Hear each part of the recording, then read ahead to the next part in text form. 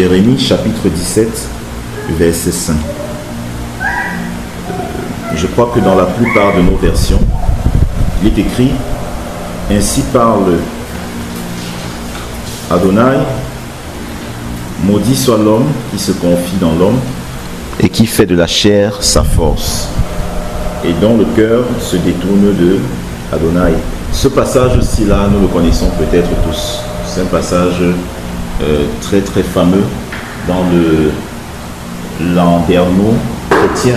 Tout à l'heure, là, pendant qu'on était en train de prier, j'ai pensé à expliquer un peu ce passage d'une autre façon. Vous savez, la plus grande complexité que nous avons actuellement dans le milieu chrétien, c'est la complexité liée à la compréhension des Saintes Écritures telle que le Seigneur parfois le veut et non pas telle que nous puissions tirer la couverture à des moments donnés selon les situations par lesquelles nous passons. Et c'est ça la plus grande complexité. C'est pour ça que vous vous rendrez compte qu'à des moments précis, et ce n'est pas du fait du hasard que l'adversaire de nos âmes a toujours utilisé la même parole pour pouvoir tenter le Seigneur. Et il faut que nous comprenions très bien que le but des enseignements, c'est de nous permettre de ne pas voir les Écritures selon que nous pensons. Mais c'est de comprendre les Écritures dans le sens que Dieu a prévu. Bien dans les différents sens, parce qu'un passage peut revêtir ou bien peut inclure plusieurs interprétations. Et c'est même ça l'enjeu lorsqu'on parle des ministères qui ont été établis pour le perfectionnement des saints. Je fais ce petit commentaire avant d'entrer en profondeur pour que vous compreniez très bien ma pensée. Je veux vraiment être très cohérent dans ce que je fais. Vous remarquez que dans le livre d'Éphésiens, on dira que les saints ministères ont été établis pour le perfectionnement des saints. Mais pourtant, ces saints-là, eux aussi, ont la Torah. N'est-ce pas? Ces saints ont aussi la Torah. Mais ok, puisque ces saints ont déjà la Torah, pourquoi est-ce que le Seigneur a donc établi des ministères? Pourtant, tout le monde a la Torah et tout le monde peut la lire. Vous voyez que la plus grande difficulté a toujours été celle de la compréhension. La compréhension.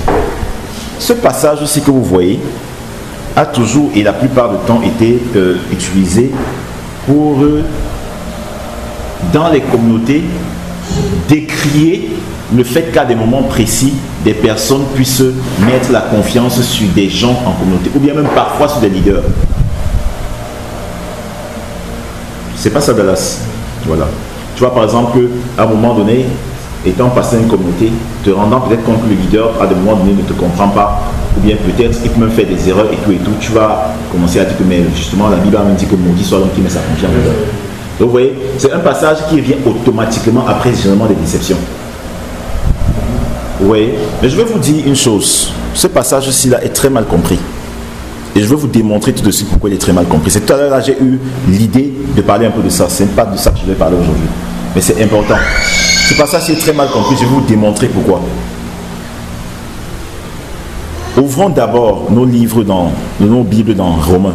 On va ouvrir le livre de Romains. Romains chapitre 15, on va lire le premier verset. Et nous devons, nous qui sommes forts, supporter les intimités des faibles et ne pas nous plaire en nous-mêmes. Que chacun de nous donc plaise à son prochain dans ce qui est bon, en vue de sa construction. Car même le Mashiach n'a pas cherché à se satisfaire lui-même. Mais selon qu'il est écrit, les outrages de ceux qui t'insultent sont tombés sur moi. Amen. Amen. Amen, on va s'arrêter là. Voici ce qui est écrit dans le livre de Romains.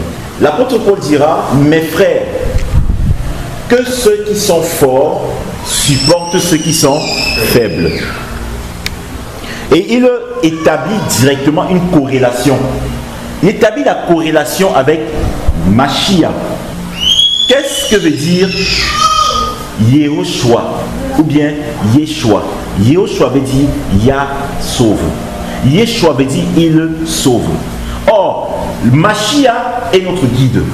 Et Mashiach nous a appelés à marcher sur ses pas.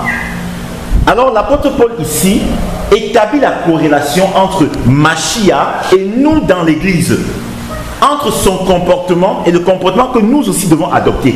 Or, un peu plus tard, ou bien un peu avant, l'apôtre Paul nous a fait un petit récit. Il nous a fait comprendre qu'attention, dans le livre de Philippiens, Mashiach n'est pas comme on pense. Mashiach existait depuis longtemps, parce que Mashiach était consubstantiel avec celui que vous appelez Elohim, ou Adonai Israël, le Yod He Vav He. Mais dans sa consubstantialité avec le maître de l'univers, le souverain de l'univers, Mashiach n'a pas hésité à descendre sur la terre malgré toute la force qui lui appartient pour se faire faible afin de pouvoir aider les faibles qui étaient les êtres que nous sommes. Voilà ce que l'apôtre Paul va dire. Imaginez-vous un seul moment, le Dieu Tout-Puissant, c'est-à-dire lui que nous n'arrivons même pas à comprendre, parce que vraiment, personnellement, je vous le dis de tout cœur, je suis parfois troublé seul, c'est-à-dire ça arrive constamment, c'est-à-dire je ne comprends pas Dieu, je ne comprends pas ce qu'on appelle la vie éternelle, c'est-à-dire c'est trop fort et ça dépasse mon entendement. Imaginons-nous cet homme, cet être-là, parce que dit homme, cet être-là qui a créé toutes choses, qui a toute connaissance, qui a toute science, qui a toute puissance, parce que lui n'a pas la puissance en partie, il a toute science, mais lui qui est tout puissant, vous voyez qu'un attribut, on dit souvent le tout puissant, parce que tel que soit le cas, il n'y a pas de tout puissant, le tout puissant, c'est-à-dire lui qui a toute force, mais qui est venu vers des personnes très faibles, et à des moments donnés, il ne nous a jamais laissé l'impression qu'il pouvait nous casser complètement, parce qu'il nous voyait faibles, il est descendu à notre niveau pour ne pas nous perdre. Pour ne pas nous perdre. Afin de nous prendre, pour nous faire revenir, nous qui sommes faibles aujourd'hui et qui serons forts demain, ou encore qui sont forts, mais pas complètement, parce que cette force que nous avons aujourd'hui, ce n'est pas espérance, mais qui seront complètement forts en lui demain, puissent avoir cette opportunité. Et ici donc, l'apôtre Paul le rappelle en lui disant aux Romains, faites attention. Pourquoi est-ce que c'est aux Romains qui le dit? Faites attention. Or, quand vous faites un parcours du livre de Romains, vous vous rendez compte que dès l'entame de, je ne sais pas comment on dit ça, son livre, bien son discours, l'apôtre Paul évoque quelques aspects, à la fois à l'égard des Juifs comme à l'égard des non-Juifs. Et il rappelle que, attention, vous autres aujourd'hui non-Juifs qui avez saisi le bon don, comme je l'avais dit la dernière fois, Zébétov, l'évangile, vous qui avez saisi le bon don d'Adonai Israël, vous êtes heureux, mais seulement faites attention. Ne pensez pas que du fait d'avoir saisi ce bon don, et parce que de ce bon don, vous êtes régénéré, vous allez mépriser les Juifs. Et après, il dira aussi, oh, toi aussi Juif, qui prétend du fait d'être de la descendance d'Abraham et qui te targue sur tes hauteurs, pensant être le docteur des insensés, fais aussi attention. Vous voyez que dans son propos liminaire, il présente déjà ces choses-là. Et quand il continue après, il dit que les forts supportent les faibles. C'est pas pour rien qu'il commence par leur dire ça. Et plus tard, il dit que les forts supportent les faibles. Vous savez ce qui m'intéresse tellement dans ces passages-là, c'est un verbe. Vous savez le verbe, quel verbe? Le verbe supporter. Alors, puisque nous parlons de supporter, lorsque le mot qui sort de supporter, supporter c'est un verbe. Il y a le mot qui sort de supporter, c'est support. Or, c'est quoi un support? Un support, c'est n'importe quoi. Ça peut être un instrument, un bâton, n'importe quoi, sur lequel une personne s'appuie à un moment donné. Amen ou pas amen? D'accord. Voilà ce que veut dire supporter. Donc littéralement, l'apôtre Paul appelait les gens à comprendre que à un moment, faites attention. C'est pas parce que vous êtes fort que vous n'allez pas accepter que les faibles s'appuient sur vous. Ah oui, mon frère Auguste, tu vois que tu réagis un peu comme ça. Mais c'est écrit. C'est pour ça que je suis très content que les versions soient les mêmes partout. Tu vois pourquoi c'est très important la compréhension aussi des Écritures. Parce que sinon, au moment où on commence à prendre des choses que les gens ont dit sur la base parfois de l'aigreur. Et on développe ça, on perpétue des pratiques parfois et des rites comme ça dans l'église, même sans comprendre ce que ça veut dire. Et c'est alors que l'apôtre Paul demandait à ceux qui sont faibles, à ceux qui sont forts, de faire attention. Vous voyez quelque part, le Seigneur Jésus-Christ a eu à dire qu'il est nécessaire que le scandale arrive. Mais il a toujours exhorté, et il parlait à qui en ce moment? À ses disciples. Il dira, faites attention afin que le scandale n'arrive pas par vous.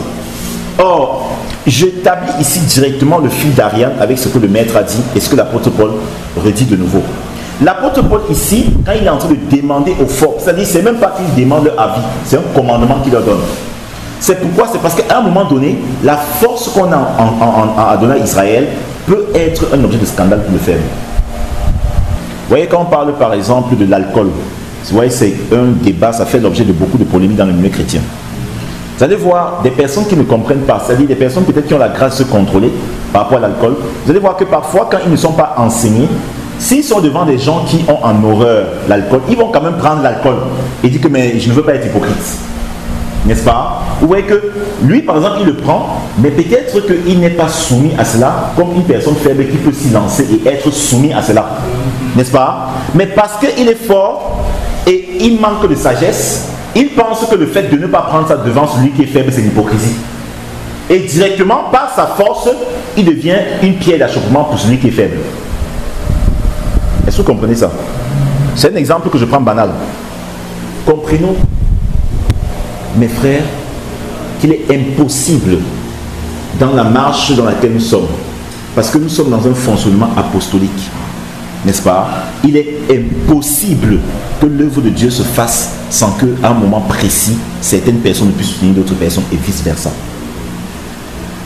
Impossible. Et je vais donc vous expliquer maintenant ce verset.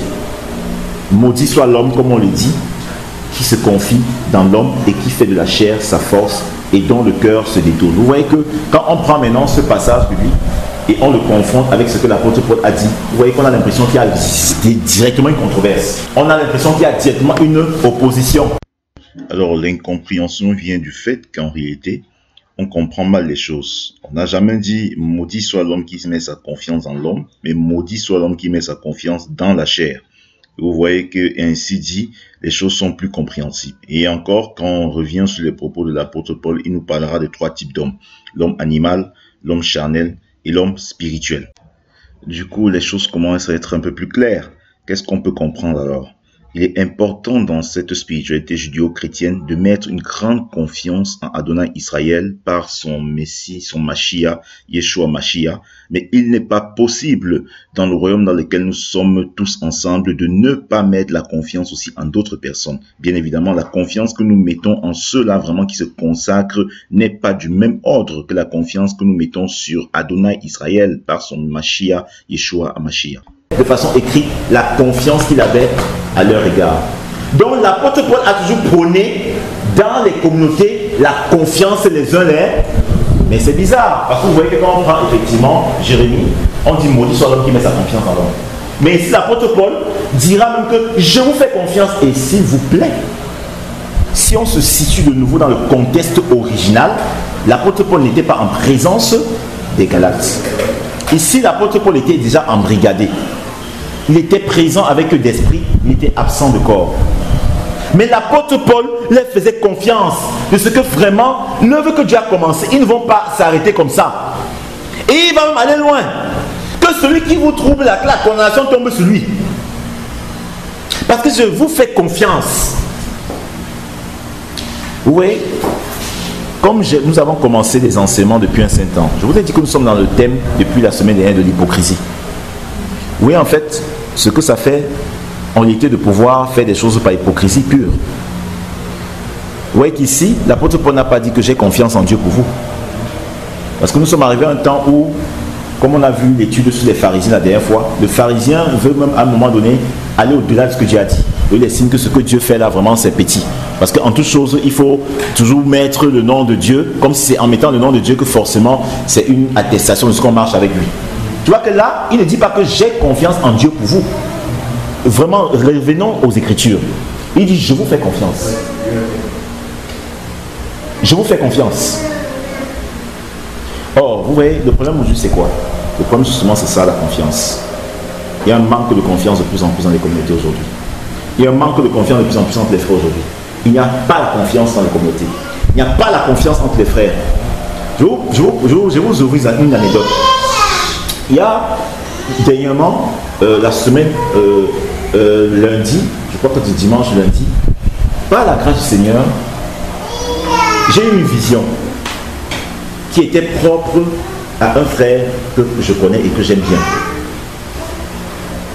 Je Je décide donc en journée, je cause avec notre frère qui est dans la communauté avec lui. Et quand je cause, je dis à ce frère, faites attention.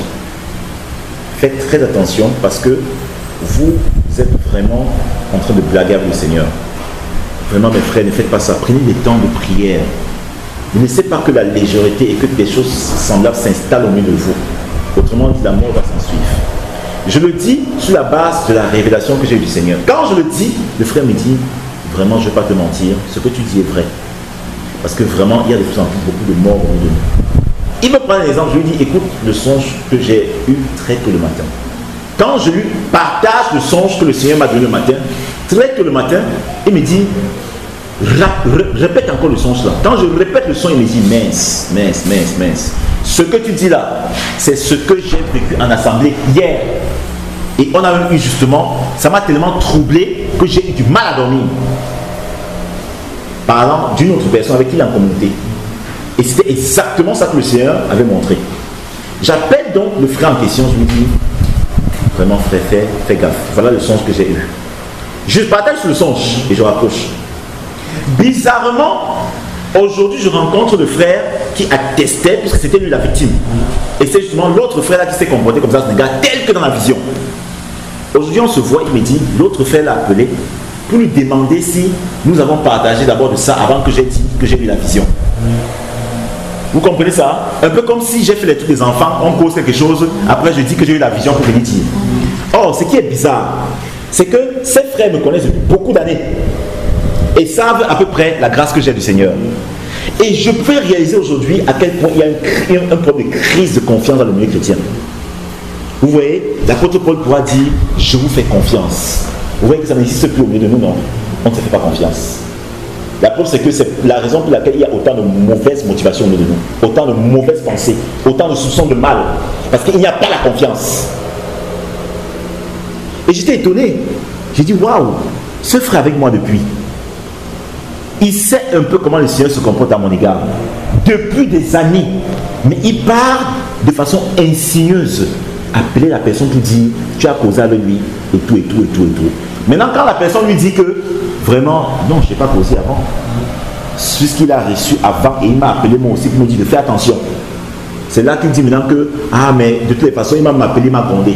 Donc maintenant, ça quitte maintenant de ce que ce n'est plus ça, maintenant c'est que je l'ai grondé quand j'ai parlé. Vous voyez le problème dans le corps de Christ, non? Vous voyez, non?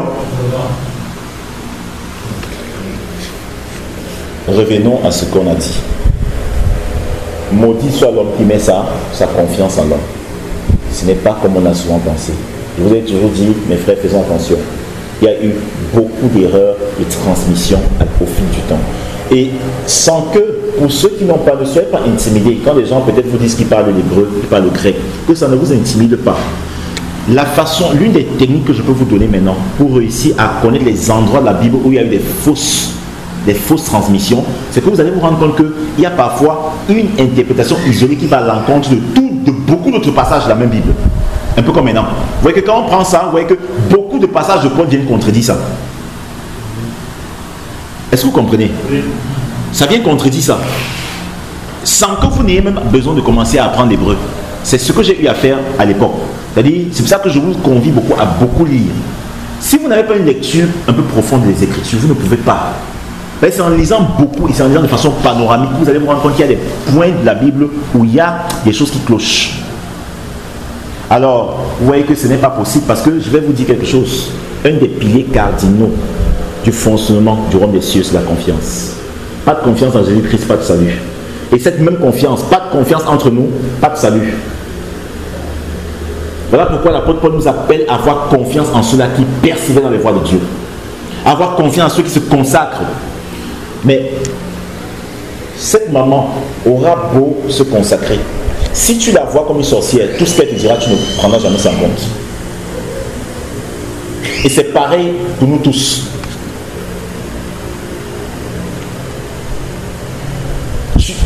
Mon frère aura beau se consacrer.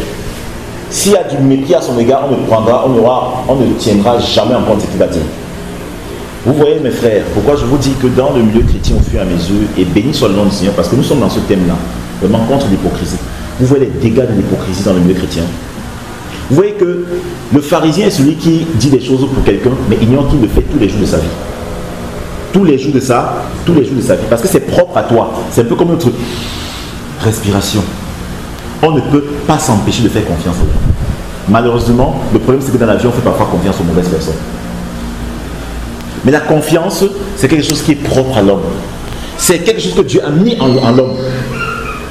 Vous savez pourquoi Adam est tombé? Parce qu'il a fait confiance à sa femme. Est-ce que ça veut dire que Dieu n'aurait pas voulu qu'il fasse confiance à sa femme? Non. Mais c'est juste un moment où il a manqué de discernement. Un peu comme nous aussi, on peut parfois faire confiance à de mauvaises personnes. Mais ce n'est pas pour autant que le Seigneur, ce n'est pas pour autant que nous maintenant, nous allons de nous-mêmes édicter des lois contre ce que Dieu a établi. Mais pour entrer maintenant dans le cadre communautaire, par exemple, cet enseignement, c'est un parler, c'est une conversation qu'on va avoir. Vous allez voir que dans les communautés, même dans cette communauté-là, dans laquelle nous appartenons, à un moment donné, les gens vont être aigris et avoir l'impression que les gens viennent beaucoup. Il y a des personnes qui viennent avec le leader beaucoup plus proche, n'est-ce pas? Je vais vous dire maintenant quelque chose. Faisons très attention. Ce n'est pas à dire qu'il ne peut pas avoir des dérives. Faisons attention. Mais le problème, c'est que les hommes que nous sommes sont parfois très hypocrites. Le Seigneur dira, on donnera à celui qui a et il sera dans l'abondance. Mais à celui qui n'a pas, même le peu qu'il a, on obtera. Tu vas voir, mon frère Dallas, que la confiance se construit. Posons-nous les questions de savoir pourquoi il y a parfois des leaders qui sont plus proches de ses frères. Si on se pose la question et qu'on observe, on comprendra beaucoup de choses, parce qu'il y a aussi des personnes qui leur font confiance. Vous allez vous rendre compte que parfois dans les communautés, il y a des gens d'abord qui ne font pas tellement confiance, même au conducteur. Mais ils aimeraient quand même en retour que le conducteur puisse leur donner tellement de confiance. Mais ce n'est pas possible. C'est pas possible. Et ça crée de plus en plus de l'aigreur parfois dans les communautés. Par exemple, je prends un simple cas. Jésus-Christ, qu'est-ce qu'il dira? Quand Jésus-Christ a rendu ministère, vous voyez que partout il partait, les gens le suivaient. Et à un moment, les pharisiens justement, et ça c'est l'esprit du pharisien, c'est toujours les pharisiens vont commencer à reprocher le Seigneur, parce qu'il faisait tellement de bien aux gens qui venaient vers lui. C'est-à-dire, il ne rejetait pas les gens qui venaient vers lui. S'il vous plaît, notez bien ce que je dis. Il dit, il ne rejetait pas les gens qui venaient vers lui pour être sauvés. Et quand les pharisiens vont se rendre compte qu'il guérissait beaucoup les gens qui venaient vers lui, il y a une jalousie. Et le Seigneur avait dit, attention, ces personnes-là sont comme des brebis égarées. Et ils ont besoin de consolation. Et ce n'est pas au docteur de partir vers les malades, mais c'est au malade de venir vers le docteur. Or, qu'est-ce qui se passe, mes frères? Ce qui se passe, c'est que actuellement dans les communautés chrétiennes, il y a de plus en plus des formes d'orgueil très cachées qui se développent dans beaucoup de personnes. Des formes d'orgueil très, très cachées. Tu vas voir des personnes, on avait un cas pareil, je ne veux pas le calomnier, il y avait un frère censé son nom qui était parmi nous comme ça. Parmi nous comme ça, c'est-à-dire, il était venu me voir à un moment donné, il m'a dit vraiment, je me reconnais comme ton enfant à la foi. C'est lui qui vient me voir. Il me dit, je veux vraiment que tu m'amènes partout, je veux être avec toi. Mais d'accord, le problème c'est que les gens ont tendance à transposer leur mode de fonctionnement qu'ils avaient dans leur communauté avec le mode de fonctionnement que Dieu m'a donné. Il faut comprendre que chaque ministère a sa spécificité. Puisque je ne fais pas partie de ceux qui passent le temps à faire le copier-coller. Je suis ce que le Seigneur met en moi. Ce n'est pas dit qu'il ne peut pas avoir des erreurs. Puisque tous ces hommes de Dieu aussi peuvent commettre des erreurs. Quand il me le dit, je le note. Mais je n'agis pas comme il pense. Parce que ce qu'il pense, c'est que je vais lui dire maintenant toutes les fois que, ok, viens, on va partir ensemble dans ce que je fais. Ce n'est pas comme ça que je fonctionne. Je le mets en condition. C'est-à-dire, parfois je le mets en quarantaine pour voir comment il va réagir. Effectivement, il a réagi comme il ne fallait pas. Il était aigri. Et quand il était aigri, il s'est fâché, il est parti. Il est parti. Et vous allez voir, quand ils sont aigris, quelle est la parole qu'ils mettent en avant? Maudit soit l'homme qui met sa confiance en l'homme. Mais c'est bizarre, parce que vous voyez que ça c'est l'hypocrisie. Maintenant, pour ceux à qui il parle, qui ne connaissent pas le fond, ils ont l'impression que, waouh, c'est une révélation que lui il a eue. Mais ils ne savent pas que par derrière, il est venu me voir pour me dire qu'il veut être mon fils en la foi et que je l'amène partout. Vous voyez un peu l'hypocrisie? C'est ce qui se passe. Voilà ce qui se passe généralement. Or, le Seigneur rappellera, ce n'est pas le docteur qui va vers le malade. Mais ce n'est pas dit que le Seigneur n'est pas souvent allé vers les gens qui étaient malades. Mais c'est une réalité spirituelle. Or, le Seigneur l'a fait pourquoi? Pour casser de plus en plus l'orgueil. Pour qu'à des moments donnés, les gens, s'ils savent qu'ils ont des problèmes, qu'ils laissent leur fierté personnelle pour aller afin aussi de se faire encadrer. Et vous allez voir que la plupart, je fustige beaucoup ce nouvel esprit, ce nouveau mouvement de la liberté dans le Seigneur, parce que ça vient casser les normes que Dieu a établies. Et ça crée en chacun beaucoup d'orgueil. Et la plupart des gens qui prennent ce passage, c'est les gens qui ont cette façon de voir les choses. Or, dans le fonctionnement apostolique, vous allez vous rendre compte qu'on dira bien que les gens quittaient et venaient au pied des apôtres. Amen ou pas amen? Restons bibliques. De plus en plus, l'orgueil aimerait que, bon, on est tous des frères, j'ai un problème, il faut même que lui, il vienne me voir pour m'aider. Vous allez voir. Et je vous dis, ce genre de choses-là, ici, dans ce ministère, je vais de plus en plus détruire cela. Parce que vous voyez, mes frères, vous voyez les dégâts. Et la prochaine fois, je vais faire un test avec vous. Je vais venir avec le projecteur. Béni soit le nom du Seigneur, j'ai déjà le projecteur. Je vais vous faire une démonstration, vous allez comprendre beaucoup de choses. Il y a beaucoup d'enseignements qu'on donne aux gens, par les YouTube et tout, on dit des trucs de sainteté. Les gens disent Amen, parce que ça vient en fait pour nous conforter. Mais ceux-là qui disent parfois n'ont pas les bonnes motivations.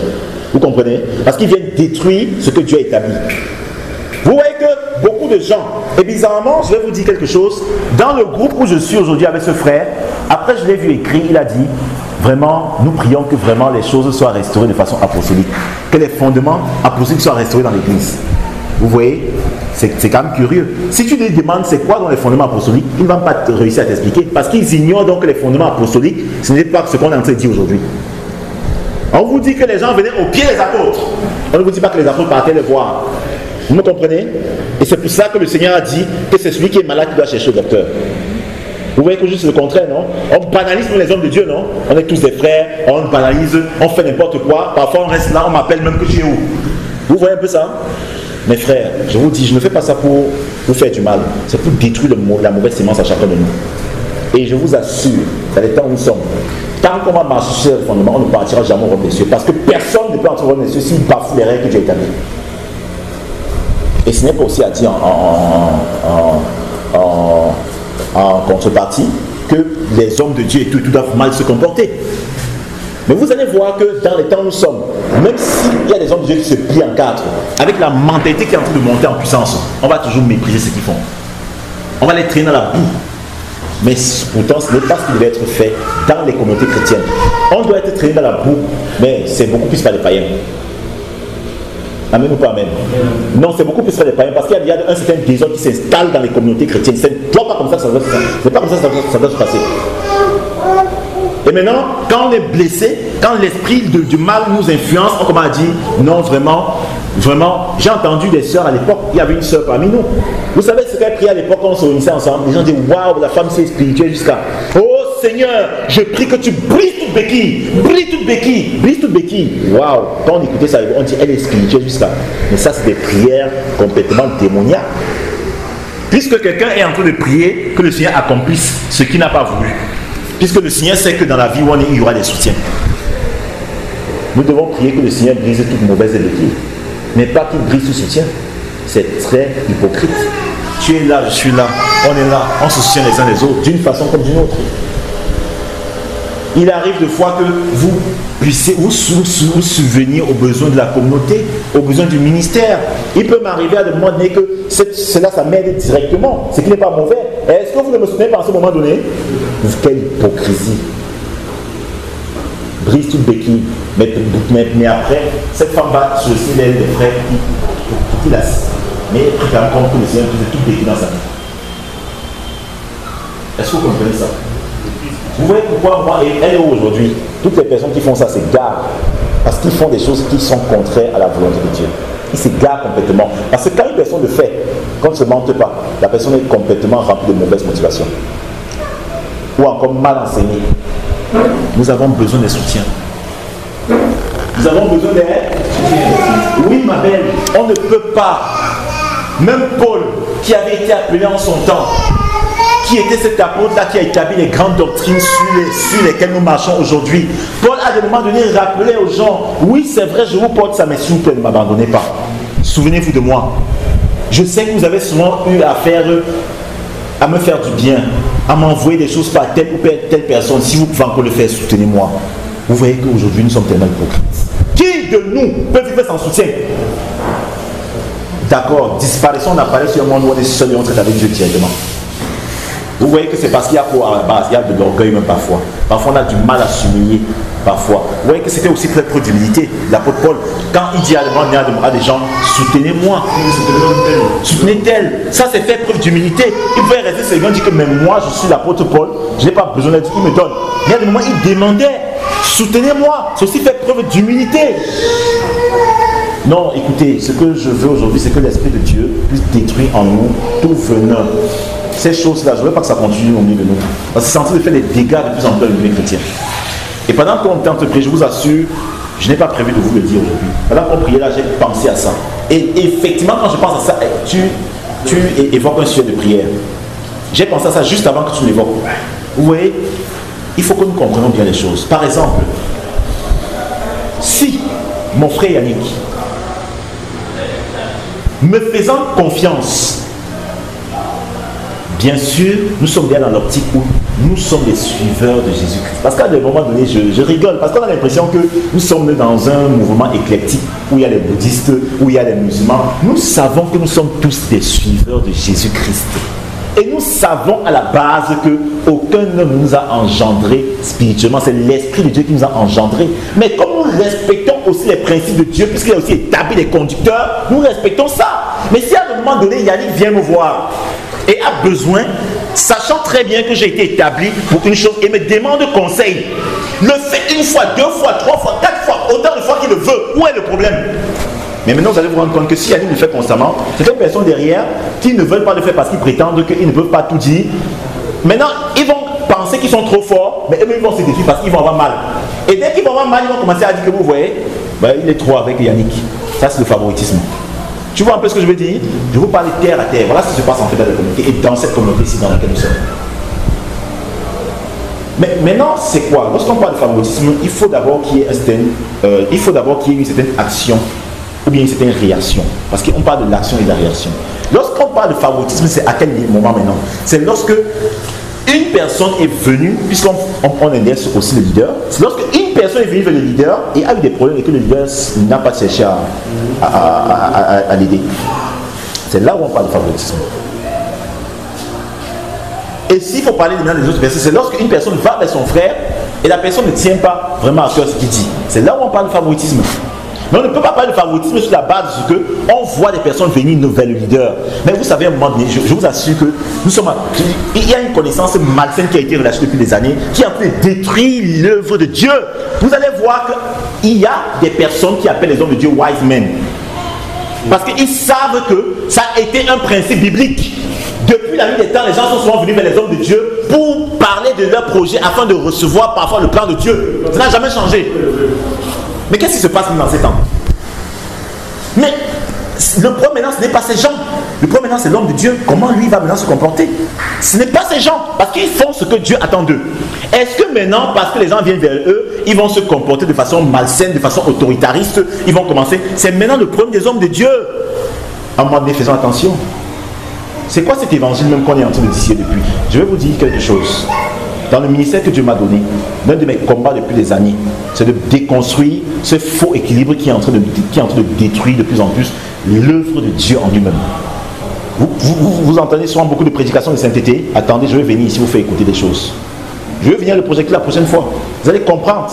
Beaucoup de personnes qui se cachent derrière pour dire que non, les gens sont des gourous. Il faut ne suivez pas les leaders qui sont des gourous. Eux-mêmes, c'est des impies. Je vais venir avec la preuve. Par la grâce de mercredi prochain, je vais venir sur le projecteur, vous allez être surpris. Vous allez être surpris. Et c'est comme ça que, même ici parmi nous, parce qu'il y a des gens qui sont un peu proches de moi, on dit que non, c'est parce que ces personnes-là, vraiment, ils ne mettent pas leur confiance en Jésus-Christ. C'est quand même incroyable. Mais si certaines personnes ne me font pas confiance, il y en a qui me font confiance. Dans la communauté, si puisqu'on en parle, si tout le monde était là, je vais faire une petite test devant vous, vous allez être très surpris. Même Georges qui est là, qui ne vient pas souvent, je l'appelle. Je ne l'appelle pas dans notre carte. Comment tu vas? Comment ça se passe? C'est-à-dire, je fais l'effort d'être un peu impartial. Mais maintenant, si quelqu'un veut s'ouvrir à toi, et si quelqu'un ne veut pas s'ouvrir, mais tu ne vas pas aussi le forcer. Tu ne vas pas le forcer.